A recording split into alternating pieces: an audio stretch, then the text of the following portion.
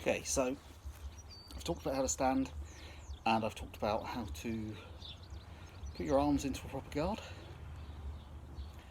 I'm now going to look at the next most obvious and basic thing we do, which is movement.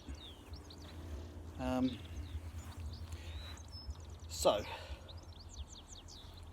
very brief summary. Stepping back so you can actually see my feet. I sit down into a guard, legs nice and wide apart, hands up. I can twist my hip so my hands are together. Yeah. So now, I want to be doing this, and I need to be able to move. All combat is movement. So,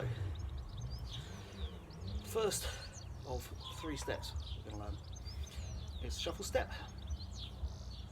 Now this is much easier when you're in a lower stance. The tendency for people is to go like this. That feels more natural when you begin. And the problem is, the more upright you are, the more you bring your feet together. And when your feet are together, you're not balanced, you're not in combat stance. Like this, I'm just going to do a chair. Go uphill.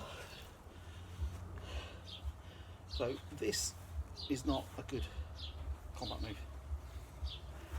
So we go low. Now, firstly, when you're low, if you bring your back foot in, you've still got as much room as somebody who's standing up like this has got between their feet when they think they're in a combat stance. So that's good. But the other thing is you move your front foot first. And when I'm going this way, and when I want to go backwards. So that's forward and backwards. Your other step, the other main step, is cross step. Don't do what some of the books say and bring your feet together and through. Just walk. The advantage of that is it covers a lot more ground very quickly. Going backwards, quick snap behind your head to make sure the ground's clear, and I'm all the way back there.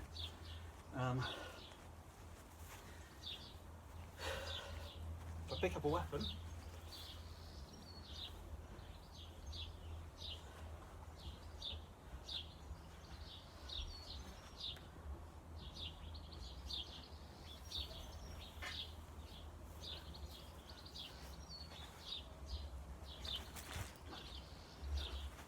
it's a really long reach from where my back foot was. And I'm not going to put the weapon down because actually the next step is really only done for an attack. And the last step is, as Cornelius points out, is the go step. So I'm standing here and I want to hit past the camera. I can either go, I can go like that, but if I want a controlled shot that only just reaches past the camera, I step forward with my front foot and I effectively lunge.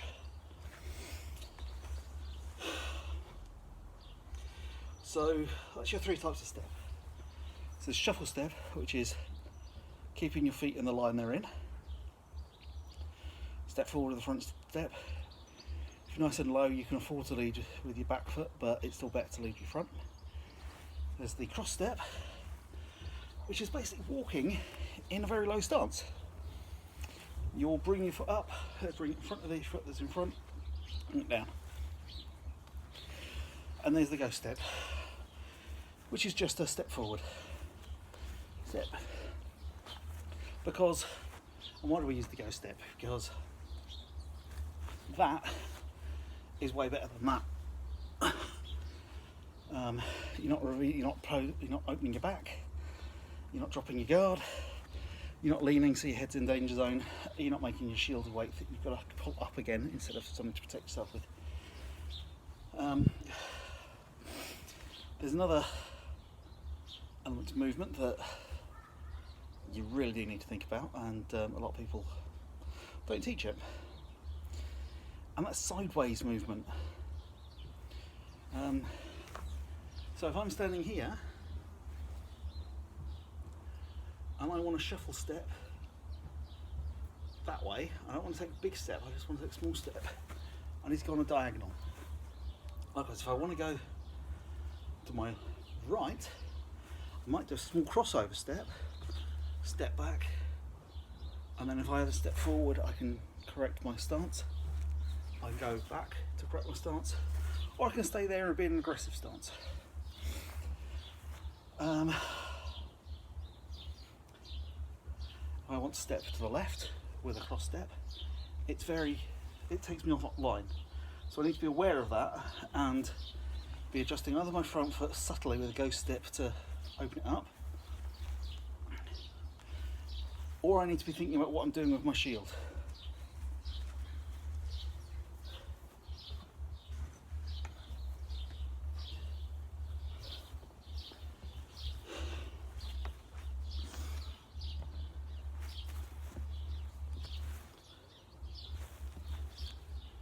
And flattening my shield out. Otherwise, if I go this way and I do a cross step, that stays very much in guard. If I go over the shuffle step, I need to flatten my shield out. I need to be aware of the fact that my shield still points towards my opponent. And one last one I'm just going to do, which you'll all recognise from fighting polos. You'll all go, oh, we know this. No, you're like, because it makes you forget it. It's the first step we ask you to do on purpose. It's one that people struggle with far too much. So, I go down into my guard. As the pole-on attacks, I step to here. This is assuming that he stepped to there. If he goes that way, I step to there. Yeah? That's as difficult as it needs to be. So when you're practicing these steps, a number of things I want you to remember. One is that. One is to practice this step.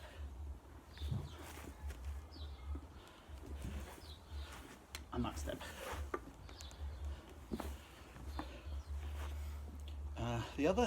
The next is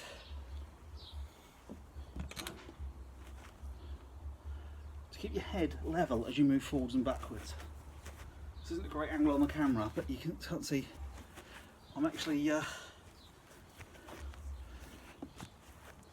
maybe bobbling a tiny bit, but not a lot. Another thing is to get comfortable with your guard as you move around something.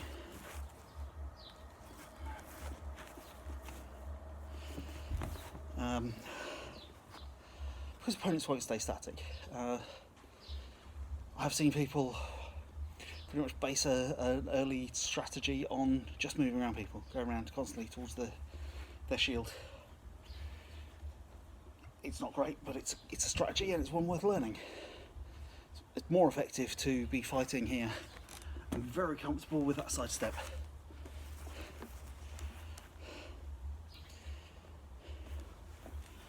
Right.